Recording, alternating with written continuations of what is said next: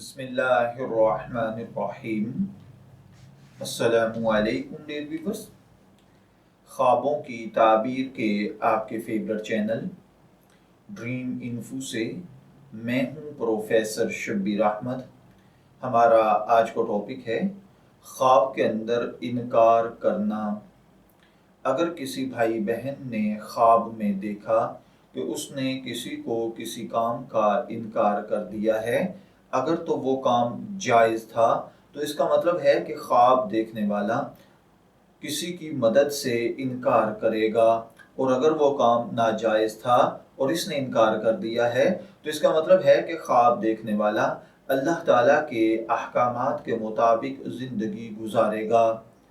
اگر کوئی شخص خواب میں دیکھے کہ اس نے نماز پڑھنے سے انکار کیا ہے تو اس کا مطلب ہے کہ خدا نخواستہ وہ اللہ کے احکامات کو توڑے گا۔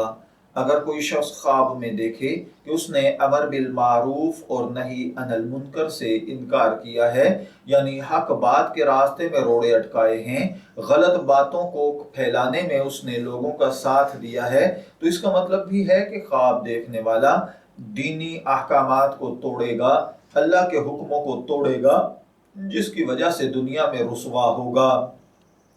اسی طرح بعض اوقات خواب کے اندر اللہ تعالیٰ کے فضل کا انکار کر دینا پریکٹیکل لائف میں اللہ کی ربوبیت کا انکار ہے۔ خواب کے اندر اللہ کے احکامات کو توڑنا کفر کی دلیل یا انکار کی دلیل ہے۔ اس لیے ایسے بھائی بہن کو چاہیے کہ وہ اپنے اعمال، افعال اور کردار پر غور کریں۔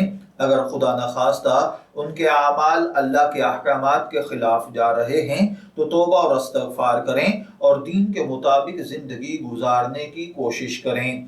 اسی طرح اگر کسی نے کسی کو غلط کام سے انکار کیا ہے تو اس کا ایک مطلب توبہ استغفار کرنا بھی ہوتا ہے۔ خواب کے اندر برے کاموں سے انکار کرنا حق سچ کا ساتھ دینا، نیکی کی طرف بڑھنا ہے۔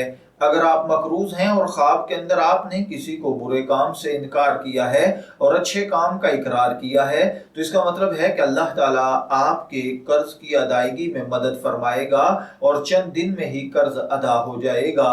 اسی طرح بیمار شخص کے لیے انکار کرنا صحت مند اور تندرست ہو جانا ہوتا ہے۔ غم تکلیف پریشانی میں مبتلا شخص کے لیے انکار کرنا اس غم دکھ تکلیف پریشانی سے باہر آنا ہوتا ہے۔ میں دعا گو ہوں کہ اللہ تعالیٰ آپ کے خواب کو آپ کے لیے نیک تعبیر بنائے۔